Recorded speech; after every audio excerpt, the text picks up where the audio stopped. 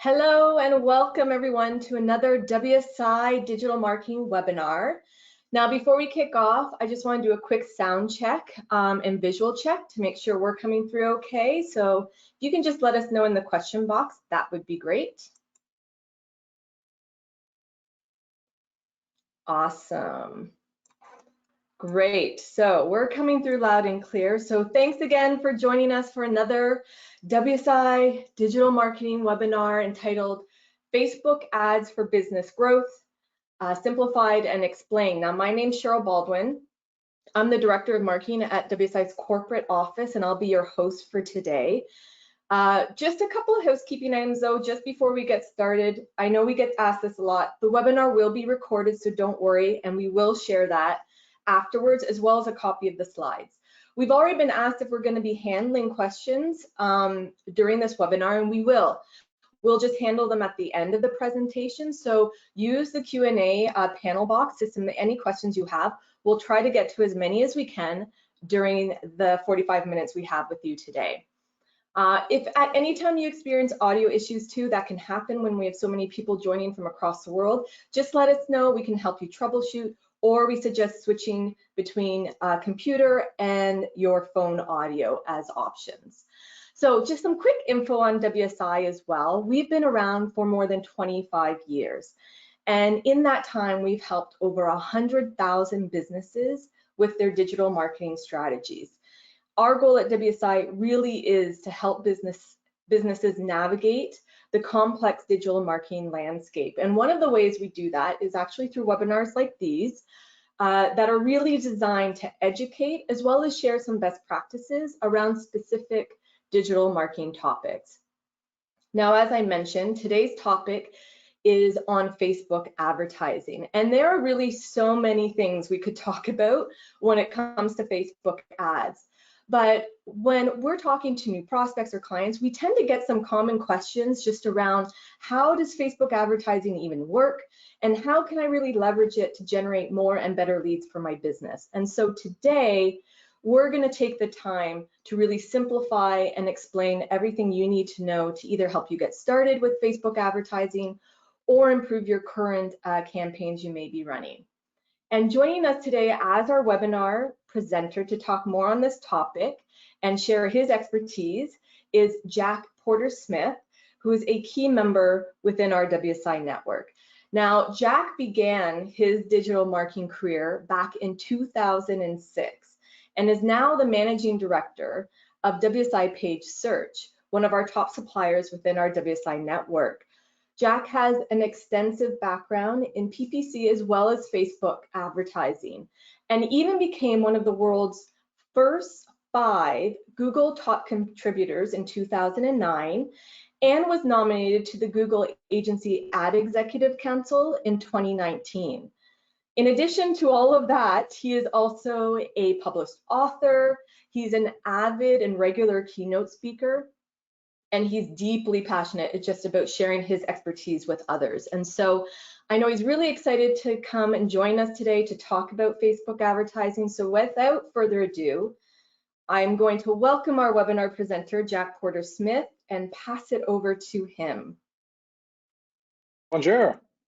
Thank you, Cheryl. It was a very enthusiastic introduction. Thank you for that. Hello, everybody. My name is Jack, and I'm going to be speaking with you for the next 30 minutes or so about Facebook ads and how to grow your business with it. And I'm really going to try and explain things at every level. So if you're like brand new to it, as Cheryl said, or already running and just want to get better results or scale up, we're going to be touching on really something for everybody throughout this short session, and then we'll tackle whatever questions come up towards the end.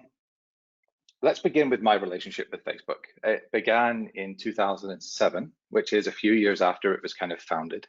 And 2007 was the first year that Facebook really developed its advertising platform. And at that time, all of Facebook activity and traffic was on desktop, right, through browsers. And most of Facebook itself was like just really text-based and pretty plain. And the ads were these tiny little thumbnails on the right-hand side with a little bit of text, like postage stamp size. It's quite funny and incredible to think about how they have transformed over the years. And most importantly, we've seen it change the fate of businesses time and time again throughout our experience here. And it's just quite incredible. And we really look forward to sharing some of those examples and guides with you today. Personally, ironically, I've actually not been on Facebook since November last year. What happened is I took a long weekend just for a rest from business. And I thought, I'm going to have no screen time whatsoever. So no Facebook, no emails, nothing. And then I got back on the Tuesday and I thought, oh, I've actually got 5% more energy mentally because my brain is not full of what Sandra had for dinner or what Kevin did at the nightclub type updates. So yeah, it's a bit ironic that I work with it still and keep very up to date with it, but personally haven't used it for a little while. So moving on from that, let's take a wee look at the agenda, shall we? So we're going to be covering a very broad spectrum of things, talking about who can benefit from Google ads and what types of Facebook ads, what type of businesses can grow. I'm going to go through ad formats, ad targeting, ad tracking in terms of the mechanics of how it works. We'll even talk about how much to spend and how long you should run your advertising campaigns for, before debating the merits of lead quantity versus quality, sharing a secret weapon with you that almost no other business knows about in order to unlock some phenomenal results from Facebook advertising. And then finally, we'll wrap up by just comparing the pros and cons between Facebook and Google advertising. So I hope that sounds like a delicious and enticing menu for you. Let's dive in. So to begin with, I'm quite sure there are many hundred people on this webinar at this point from all over the world, speaking many different languages. So I hope my combination of Scottish, English, and Canadian is clear to you. And I'm quite sure that you all represent many different businesses as well. Some of you may be sole trader, solopreneurs, operating a new business or a small local business. Some of you may be more regional or national in reach, and some of you perhaps even international. And what I want to explain to you is which of you and whom of you can benefit from Facebook advertising. But let's first think about what can Facebook ads do in a very mechanical, literal sense. Like, what can the advertising campaigns do for a business or organization? And the first few things we would call hard, hard objectives, like very much diving in at the deep end, going straight for the kill. I want someone to see my ad and then do one of these things immediately. There's no flirting, there's no intermediary stage. And that would be things like leads, online sales, or donations. So these are three very common things that Facebook advertising campaigns can drive for really any business. On a slightly different level, we have what we call softer conversion types, softer actions that a person might take. So you could call this more about sort of flirtation than going in for the kill.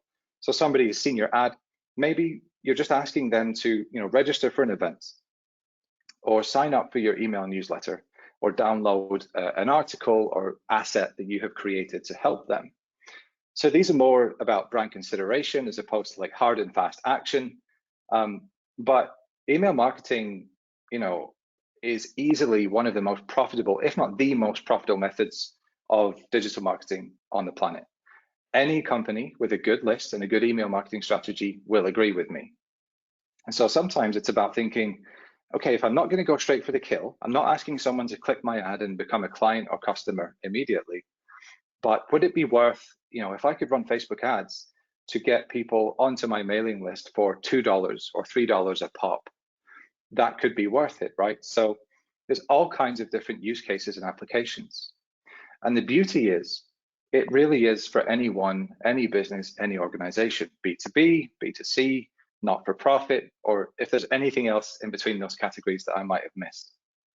There's no discrimination, and we have seen just absolutely anyone and everyone succeed with this if they put their mind to it.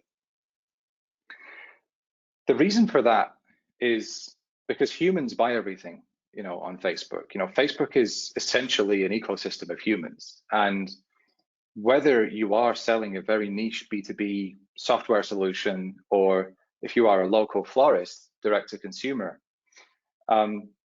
you both have something in common, and that is that your client or customer is a human. And humans buy weird and wonderful things from Facebook. And this is just a slideshow of some of the clients we're currently running successfully advertising campaigns for on Facebook, silk bedding, trading platforms, attorneys, invoice factoring for B2B financial services. That is a charity walk for cancer to raise funds, homes, houses, condos, you name it. So there's no business that is too weird or wonderful to succeed with Facebook, because it is essentially populated by humans, and there is quite a lot of humans. 2.85 billion active monthly users is what Facebook has across all of its platforms. And as a fun fact for you, in 1950, the worldwide population was 2.5 billion. Okay, so today in 2021, Facebook has more active users per month than the entire world's population just over 70 years ago. Beyond that, there's also quite a lot of companies actively advertising on Facebook to those users. And of course, that's how Facebook makes almost all of its money. So if there are 10 million active advertisers on Facebook, you might be one of them. That tells you that it really must work. You just don't become that large and successful as an advertising platform if what you offer does not work. And the thing is, if those 10 million people are advertising, or businesses are advertising, and you're not, the reality is they're advertising to your customers and you're not. To continue the overall narrative of who Facebook advertising is for and who it can benefit, let's give you a couple of different examples. So let's start with a B2C case study. This is an active client of ours, and on the left-hand side of my screen is a live screenshot of one of their ads that we're running for them. As you can see, 20% off steel roofing in GTA, summer sale, etc. This is a really cool story because this client has been a client of ours for a number of years now, but with another business. Okay, so 2 or 3 years ago, they came to us with another business, and we developed a strong relationship, got great results, etc., through Facebook ads. In April this year, the same entrepreneur that is that business started this new business, this metal roofing company in Toronto. And I cannot express enough how much this was literally out of thin air. The business didn't exist one day. The next day there was a container, a container unit full of roofing supplies. And we were asked to basically set up a website and get a load of leads to make it successful. And I think just the really neat thing is this individual, this entrepreneur, started this business because he had the faith and trust that Facebook ads would be not necessarily the sole driver of success, but by far the majority driver of success. And his faith was rewarded. Within the first few months, he had 206 leads. These are people asking for a new roof on their home. And the cost per lead, that's the CPL there, was optimized to $150 or less within those first few months as well. And when you think about that, I mean, new roofs are not a small matter. They are tens of thousands of dollars in value. They're high ticket values. So, to have hundreds of people asking you for a new roof within the first few months, and you're paying less than a couple $100 per lead, I mean, that's the dream scenario for any new business owner. The really neat thing about the targeting as well is, we're going to get into that during the presentation, but in this particular scenario, we decided to target homeowners demographically, so people who own a home, but furthermore, people who had recently moved house, because roofs are definitely one of those things that almost every home buyer is anxious about. And so if they bought a house with a slightly dodgy roof, it was a perfect time for us to slide this summer offer into their newsfeed. And so the impact of this campaign already in just the first few months of the business's existence has been that they are hiring additional sales staff and additional installation teams so that they can begin to expand their reach of operation throughout more of Ontario and eventually Canada. And then eventually the master plan is to go into the United States as well. Switching gears to B2B, slightly less sexy of a topic, but it's insulated panels. So again, on the left-hand side is an example of one of the live ads that's presently running. And this company is a Canadian manufacturer of insulated panels. So these large panels get installed in construction projects, whether they might be parking garages or shopping malls or offices or even homes. And this business has been relying and succeeding from Facebook ads for a number of years now. even this year, having advertised for several years already, they decided to increase their aggression and achieved a 175% increase in lead quantity quarter over quarter, Q2 compared to Q1. And at the same time as scaling, their cost effectiveness actually improved as well and reduced the cost of leads by 70%. So it just goes to show you, even if you have been advertising for quite some time, you can always find, break through new glass ceilings and find increased efficiencies and opportunities to grow your business. So the impact for this wonderful client of ours is that they have, sustained continued growth through a pandemic through high quality leads on Facebook. And again, it just kind of goes to show that even if you are B2B with a kind of very niche product that you might think is not very sexy, or is not going to catch the average consumer's attention, it works. In very simple term, it works. But with all that being said, there are some warnings to give you, all right? I'm not going to paint an entirely easy, rosy picture. There are some things you have to be aware of to be successful. The first is Facebook's housing, employment, and credit policy. Unfortunately, there are some not very nice people in the world, and there are business owners and marketers who don't have very tight morals or ethics, and so they do nasty things. So for example, if they were running a Facebook ad to promote a employment opportunity, like a new job, they would perhaps only target that ad to people of a certain ethnic background or a certain gender or a certain age. And of course, we all know racism, ageism, and everything in between is a no-go with employment and, well, life, but specifically employment, So, Facebook created these opportunities to really level the playing field and say, listen, if you are selling housing, employment, or credit-related products or services, we have to level the playing field, because there's no, we need to stop you discriminating, basically, so that people have basic rights to somewhere to live, somewhere to work, and to financial services. So in these scenarios, you can still advertise if you sell or offer any of these things, but your targeting is limited. You can't do all the sort of nuanced targeting. You're basically just restricted to your geographical target area of where you offer your product or service. The benefit of that, though, while that is a bit of a drawback, is the cost of advertising is lower. Basically, with Facebook, a really basic rule of thumb is the more specific you are with your ad targeting, the more you're going to have to pay to serve that ad to that person, right? So if it's super specific, you're going to pay a premium.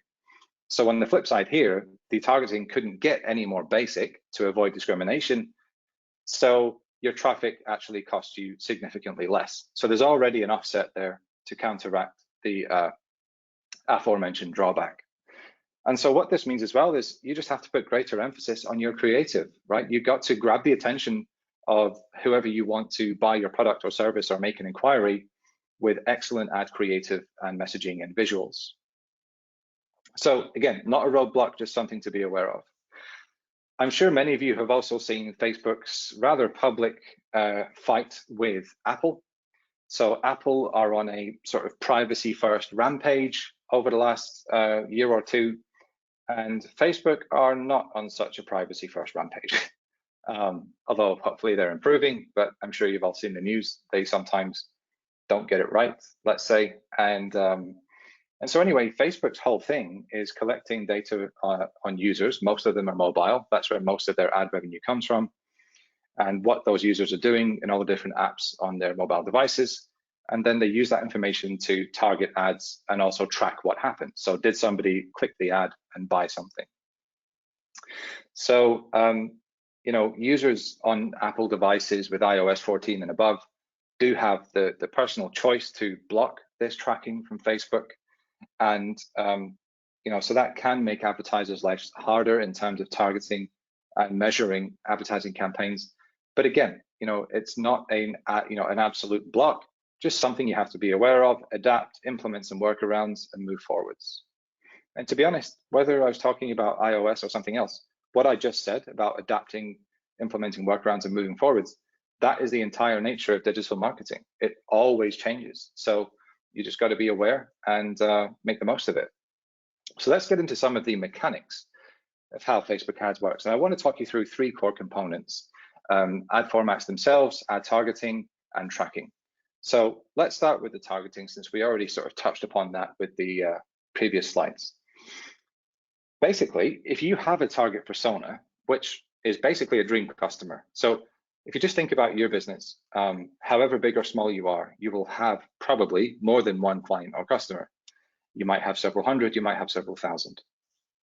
And if you think about all those clients or customers, they're all different. Some of them will not be great clients or customers to you. Perhaps they don't pay their bills on time. Perhaps they're not good at communication. Perhaps whatever. For whatever reason, you've decided they're not a great customer. Maybe some are just kind of neutral.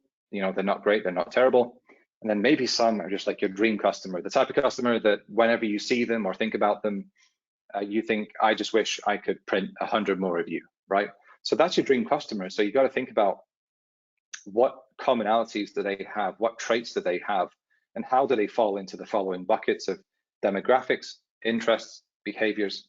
Because if you can pinpoint those things and develop a target persona based on your dream customer, you can basically just tell Facebook to go and find them and serve your ads to them. So if we expand on each of these things a little bit more, because these are, you know, there are some other factors, but these are the four main things that go into your targeting profile, and they can be sort of filtered and exclusive. So you can say, I want people who match these demographics and have these interests and have these behaviors, okay? So let's just say my store sells women's running shoes. So in terms of demographics, I'm going to want to tell Facebook, target my ads to females, please. Ideally in the age of 22 to 65, for whatever reason, if that's the age of runners. My shoes are really expensive, so I want you to target the ads to women 22 to 65 age with the top 20% income.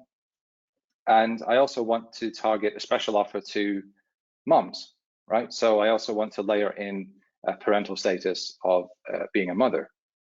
So as an example, that could be a demographic profile. And then on top of that, since you're selling running shoes, you would select that they would have to be interested in running and fitness and outdoor activities. And Facebook knows that, you know, it knows what that person's interested in based on the posts. So for example, if they go for a run and then they post a picture afterwards, or if they track their run with an app and post a picture of their, you know, time or score, whatever it might be, if they like other pages and comment on posts about running. So Facebook builds this picture of what they're interested in very quickly. And then on top of that, behaviors is the absolute, to me, pièce de résistance. It's just the best part is you can also say, I want all of that demographic and interest, you know, as my dream customer profile that show the ad to. But on top of that, I only want to show my ad if this person also regularly makes purchases online. And Facebook knows that once again. So, you know, it will know which of the users regularly click on an ad and buy something based on their in-app behavior. Well, for most people who haven't blocked it through iOS 14. And so you build this complete picture. This person buys things online regularly. They're super interested in running, and they're female in the right age bucket with the right income and the right parental status for this product. So that's a really powerful mix. And if you really put thought into it, you can achieve some pretty incredible results by showing your ad to the right person at the right time. The fourth element on this list is lists, funnily enough. So if you have, it's this one here. So if you have a list of leads or past customers or existing customers whom you want to serve ads to, just upload it to Facebook, and Facebook will find them within Facebook. So it will look at their name, their email address, whatever information you have, and you can serve ads to them. And going beyond that, you can also say to Facebook, well, this list of 100 customers are awesome. Could you maybe just look at that and find me another 1,000 potential customers that match the same online DNA, right? The same traits. So the opportunities with targeting are almost limitless. You can get creative, you can play around, run experiments. As a word of, I suppose, wisdom, is this phrase that I made up in the last few years, and it's about thinking about the 100th of the 100th world. And I think a lot of businesses or marketing decision makers can get a little bit stressed out over, you know, I must ensure my ad is only showing to the right people all of the time. And the truth of the matter is, ad targeting is not perfect. You will end up, to use a very basic example, even with geographical targeting, like the location, Toronto or Chicago or London, that is mostly based on IP addresses, and they are at best 90% accurate. So whatever targeting you put thought into, you have to accept not everyone who sees your ad is going to want to buy from you. They're not all going to want to click on your ad. So the 100th of a 100th idea is, if 100 people are served your ad and one person clicks on it, that's fine. That's actually above average as a click-through rate. So one click from 100 impressions is a 1% click-through rate, and that's above average, as I mentioned. So straight away, just forget about the other 99 people. They're not for you at this moment in time. Don't worry about it, because you got your one, okay? So that's the first 100th. And then you layer that with another 100th, because if 100 of those people visit your website and read about your products, consume your content, add something to their basket, and if only one of them end up making a transaction or becoming a lead or inquiry, whatever it is you're asking them to do, again, that's fine. A 1% conversion rate from visitor to lead or inquiry or sale is perfectly acceptable again. And so this 100th of a 100th world, I say it just to help you relax, really, and don't stress over, is Facebook ads right for us, because I'm not sure if the right people are going to see our ads. The whole idea is basically to find the needle in the haystack. And so you have to put yourself out there instead of just assuming your people are not going to find you. Switching gears to ad formats, these are a few visuals to show you, how and where ads may show up on Facebook platforms itself. So as you can see, this one is more of a desktop browser situation with a newsfeed ad and a right-hand sidebar ad. And this is just an enlarged version of what an ad may look like in a newsfeed on a mobile device in the app. And just so you know, most of, as I mentioned earlier, Facebook's advertising revenue comes from their mobile app. Releasing that app and enabling advertising was really what transformed the fortunes of Facebook a number of years ago. Whenever you run an ad on Facebook, you also have access to the other businesses that Facebook owns or created, such as Messenger, Instagram, and WhatsApp. So Facebook ads is really your hub for sending ads out to all of those places. You can serve ads across all of those at once, or you can say, I just want to do Instagram. Whatever it is you're trying to do is fine. But the really key thing, beyond where ads show and what they look like on what platform, you need to be aware that you have a lot of choice and control over what someone does if they decide to engage with your ad. Some years ago, I'm a old fogey really in this industry. I've done this for 16 years, and back then ads were very sort of binary and mechanical. If you do an ad, it's because you want someone to click on it, visit your website, and call you, fill out a form, or buy something online. It was a very, very simple world. And so that's what this visit your website thing means, because every ad has a call to action link or button.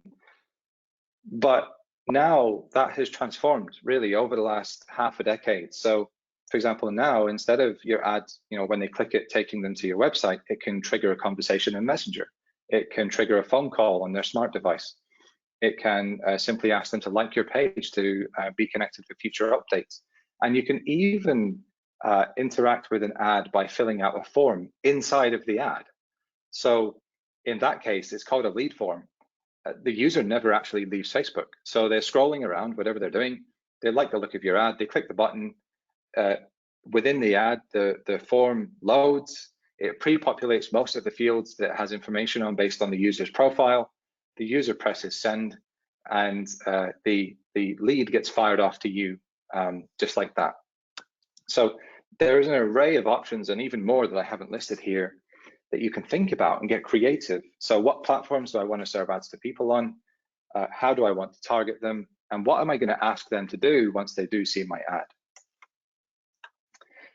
To go into a little bit more technical detail, in case you're not familiar, here's just some of the basic components that you have control over when you are creating your ads on Facebook. So the primary text here in this first top left field, that's really, that's your opportunity to shine. It's the first piece of text that the user will see in the ad, normally sits above the image.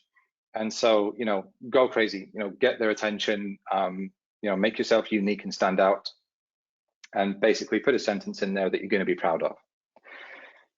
The headline comes after that, and it's below the image, and it's what it sounds like. It's a headline, and it's just designed to really tee up the description. So it's basically a reason to read more, because the description is your final opportunity to expand and elaborate on why someone should engage with your business based on the 2.5 seconds of attention they're giving to this ad. Beyond that, there's a selection list of call to actions that we've been talking about. So to be clear, again, all these things at the bottom of my screen are different types of call to action, often known as CTA. And so you can see the default one there is book now, but you could change that, as I said, to pretty much anything. Learn more, visit, purchase, order, download, chat, whatever it is. On the right-hand side, you have control of where the user goes if they do click your ad to any page you want on your website or app. And then you can also control how the URL presents itself. So for example, wsitepaidsearch.com/Facebook ads, and that would show in the ad which I'm about to show you.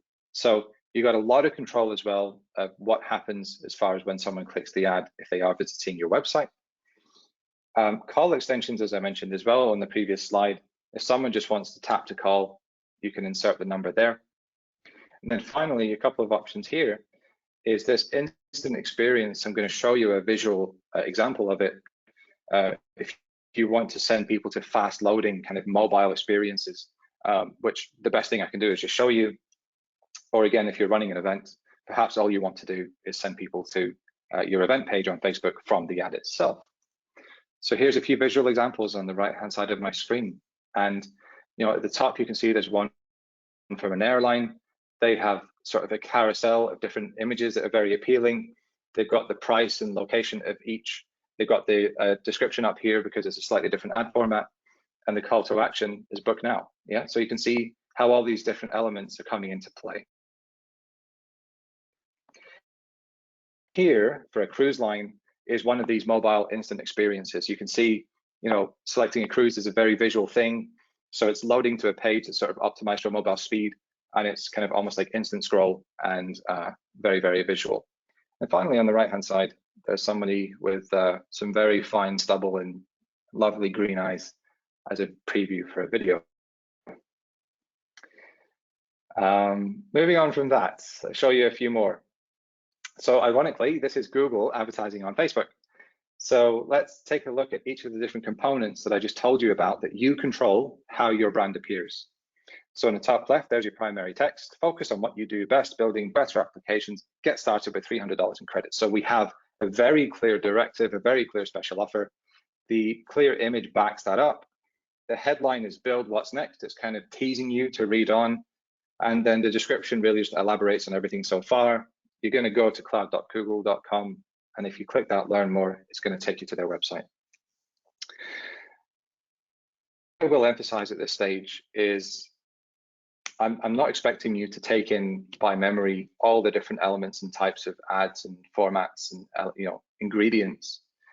What I will tell you is this stage, when you are developing your ad, is really arguably going to define the sort of fate of your campaign. If you rush this stage, if you skip past it, it's just another step to do. Don't put enough thought into your headlines and text. You don't put enough thought into any special offers. You don't put enough effort into editing your visuals and making them compelling.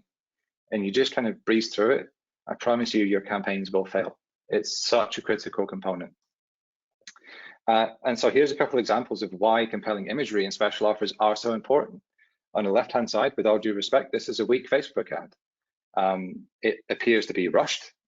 The sum total of the text is so long, winter beauty blahs. The image is pretty basic, and there's actually no description beneath the headline. Comparatively, if we look on the right-hand side to a good example, we have emojis that stand out. We have a very long, but not too long, compelling description about how fresh and pre-proportioned these things are.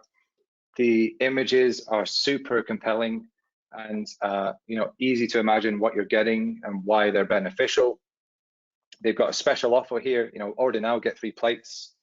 pause now or cancel at any time is like genius usage of the description and a very simple order now button. So just at a glance, I'm sure you can all see the very clear difference in effort that's been put into these ads. And I'm pretty sure there will be an equally significant and proportionate impact on the results that these two advertisers are getting. So don't skip this imagery and offer step, all right? Put real thought into it. Remember, advertising sits underneath marketing. So when it comes to things like messaging, imagery, special offers, experience, these are all things that marketing drives. And advertising is simply relaying the message using those ingredients. Finally, to wrap up the mechanics of ad tracking segment, we just want to get through tracking briefly and make sure you understand the things that you can track. So you can track your impressions, clicks, and views. You can track conversions for leads or downloads or purchases. You can track the value if people do buy things through your website. You can track funnel behavior if somebody clicks your website, adds something to their basket but doesn't complete the transaction. And ultimately, all of that is to enable you to track your return on ad spend, your ROAS, which is simply the revenue you've generated through advertising divided by the cost of the investment. We're often asked, how much should I spend on Facebook ads? And our very simple answer to you is $30 to $60 per day. This is, containing an asterisk because it's not necessarily perfect for every business, but in our vast experience, it is a small amount that is sufficient to enable you to start a learning period, right? Not trying to take over the world on day one with your $30 to $60 a day, but enough for you to get started, build some data, see where the profitable elements of your campaigns are versus where they are not, and move forwards. Then the next question that comes, well, how long should I do it for? And this sort of life cycle that you are going to get a copy of post-presentation is designed to enable you to predict the value of Facebook advertising so that you can then repeat it and scale it in the future. But in simple terms, there's 3 30-day cycles. First of all, you launch, you're monitoring to make sure everything's okay, let the algorithm settle down, establish a baseline of performance, and then you do round 1 of optimization where you perhaps remove some of the elements of the campaigns that are not performing as well as others, whether they're ads, images, landing pages, offers, targeting elements, whatever they might be. You then go for another 30 days, repeat, go another 30 days. And so this is really the 90-day discovery cycle that gets you to a point where you can say, okay, my $30 to $60 a day gave me this confidence and optimized campaigns with profitable results. Now let's blow this thing up. One thing you will have to consider is lead quantity versus quality. Do you want to fill your pipeline with a sort of high volume of lower cost leads, or do you want to have a less busy phone, right? Not quite so much volume coming in, but the leads are much higher intent, higher quality, and easier for your teams to close. The 2 scenarios that I have outlaid here, ultimately, both paths lead to Rome. The cost per acquisition here of a new customer is the same, $1,000, $1,000.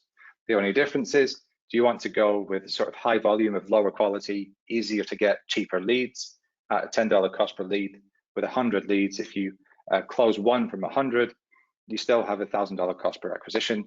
Comparatively, do you want to go the other way with a much higher closing rate because the intent and quality is higher? 25% of 4 leads is 1 sale, but the cost per lead is going to cost you because your targeting is more specific and you're just asking for a lot more from that lead than you would be from a easier to get sort of lower quality lead. There's no right or wrong. A lot of businesses do both concurrently because they each have their own merits and benefits. So you just need to think about which of these paths might suit you best and consider that with your Facebook advertising strategy, campaign selection, calls to actions, and budgetary decisions. Our second last piece for the day is what we call our secret weapon of Facebook advertising. This is the thing that we have not seen any other businesses doing outside of the clients that work with us. And one client actually reported back to us that it is so effective, it's like advertising in 1975 again. All right, I wasn't alive at that time, but what I take from that is it was very cheap and effective to advertise in 75 versus today. And the whole idea of this is running ads that have a messenger call to action. So you remember earlier I told you you can run your ads across Facebook's suite of products, and you decide what the call to action button does. Does it trigger a call, take you to a website, or in this case, trigger an interaction with Messenger? And then there's chatbot automation layered on top of that to vet the quality of the leads before they reach your sales team.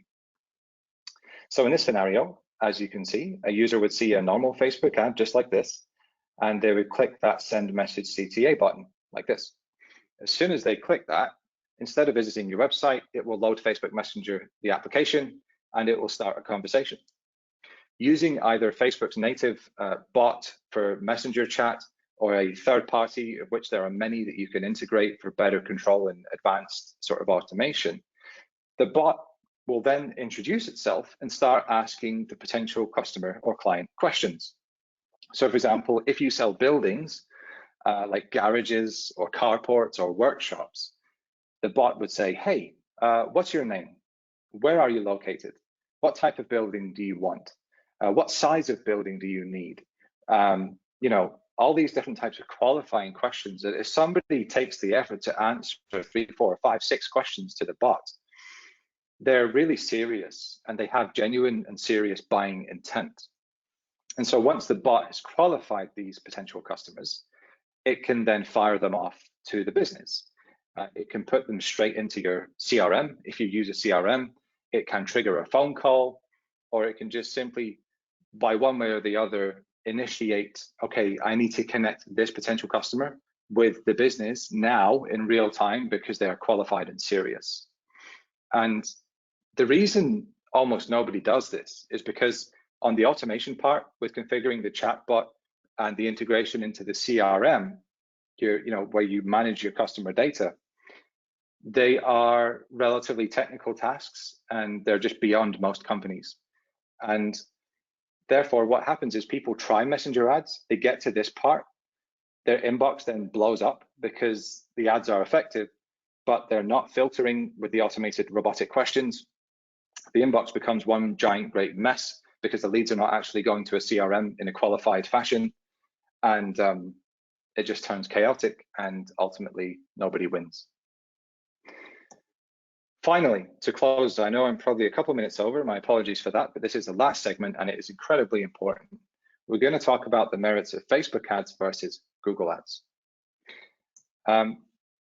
We are almost always asked which is better, which should we do first, one or the other, all these types of questions. And again, in the ideal world, over time, as budget and proof of concept and results allows, you would do both. And there's a very good reason for that. Now, very generically and broadly speaking, Google is better known for serving demand. So if somebody is looking for something, somebody has a more immediate intent to buy something, Google search advertising is generally the place to go. So if somebody goes and searches for high-end luxury women's running sneakers, Google just has a better chance of converting that moment to a sale for your business. But demand is a finite thing. No matter if you have a popular product or a super niche product, at some point there will be not enough demand for you to grow the size you want to grow to. So the only option you have is to create demand and to put your product in front of someone's face when they didn't ask for it. And that is where things like Facebook ads come in and step into their own. And the analogy I often use is about lemon trees. And I really hope this sticks with you. If you think about Google ads serving demand, it is effective, very, very effective. I love it. We're huge fans of it. But if all you're doing is going into the orchard, plucking a few low-hanging lemons that you can reach, and then moving on, you're leaving a lot of potential lemons at the top of the trees, and you're not capturing all of the potential market share that you could be. So what I say is that successful brands can do that. They can pluck the low-hanging fruit. They can just do Google search if that's all they want to do. But really successful brands will plant their own entire orchard of lemon trees, and they will take every single lemon from every single tree every single day. And by that, what I mean is they will also do Facebook advertising. They will create demand. They will target the most beautifully crafted ads to the perfect dream customer and make sure they're willing to buy something from them. So in summary, I hope that was a interesting whirlwind for you all. And the core point, if you didn't get it, is that, this is an opportunity for each and every one of you. If you're not advertising, go for it. If you are currently advertising and not getting the best results, hopefully you can apply some of the lessons from this and improve your campaigns to get better results. And if you're currently advertising and you are getting good results, use this to find, the inspiration you need, the tweaks that you need, the experiments you need to move to the next level, break through that glass ceiling that you've been battling with for the past several months. So I really hope this has been informative and useful to you. And the final piece of advice I'll give you is that, like most things in life, you can do it yourself or you can engage a professional. Things like haircuts, taxes, house purchases, they're all things you could do yourself, but better left to the pros. So if you are considering taking Facebook ads seriously, you might want to consider engaging some professional help. And for that, I will pass back over to Cheryl. Thank you. Awesome. Thanks so much, Jack. So much great information there. And again, I know we covered a lot and just kind of covered the top surface of Facebook advertising. So if you, depending on your setup and the team you have at your business, if you need any help with your Facebook advertising strategies, getting started, improving, scaling, that's where WSI fits in and can help you with. Reach out to the WSI consultant that referred you to this webinar, or reach out to contact@wsiworld.com if you aren't working or aren't connected with a WSI consultant right now. We'll put you in contact with someone. But we do have lots of questions coming through, and I know we're kind of at our 45, but we are going to take maybe another 5 minutes, as long as that's okay with you, Jack, just to kind of maybe get to a couple questions. And again, anything we don't get to, that's okay. So much great info. Anything we don't get to, be sure to reach out to the consultant or to us directly, and we can make sure things get answered. But I did want to maybe, because you just kind of finished talking about that secret weapon of the messenger element and chatbots. And we had a couple questions from a couple different people just on, does that messenger option work and the messenger bot work with Instagram Messenger as well as like WhatsApp, the other elements you can advertise with? Would the concept still ring true there? The concept does, but some of the advanced features are limited to Facebook Messenger Core. So it would just depend how advanced you're trying to be. But overall, the concept can be applicable across the suite, yes. Awesome. Because the other key thing is, with some of the automation, like only send the lead to your CRM based on if they answered 5 questions in the way that you would consider them a qualified opportunity. For that advanced stuff, you're relying on third-party tools as well. So it also largely depends on what the third-party tools can integrate with as well. Awesome. Now I'm going to try and maybe combine. We have an individual Bo on the call, and he's asked a couple questions. I'm going to try and combine them, and some of it is relating to things like tracking, Facebook pixels, custom events, elements like that, but also in relation to now that we're moving more to cookieless world or getting rid of third-party cookies and whatnot. One, I guess you talked a little bit about tracking, but what are those key metrics that everyone should be paying attention to as some of those elements disappear? And what platforms do you recommend that people leverage to track their advertising? Yeah, so we'll just jump back to this slide for a minute. Sorry, there it is. To talk about tracking just for a second, because once your campaigns become established and mature, they do become very predictable. That's the beautiful thing about them. So if I invest $30 a day, I can expect this many views of my video or clicks to my website or sales or leads and inquiries. And that's the basis upon which you then start scaling. $60 a day, $90 a day, $120 a day. So you establish a pretty rhythmic pattern for your business, whatever that might be. And so, of course, with things like iOS 14 and an increasing amount of users going dark, basically becoming more invisible, and with more and more browsers excluding third-party tracking, which, by the way, Google has deferred by 2 years at least, so there's a bit of reprieve. You will perhaps notice a drop-off in conversions or results for your business.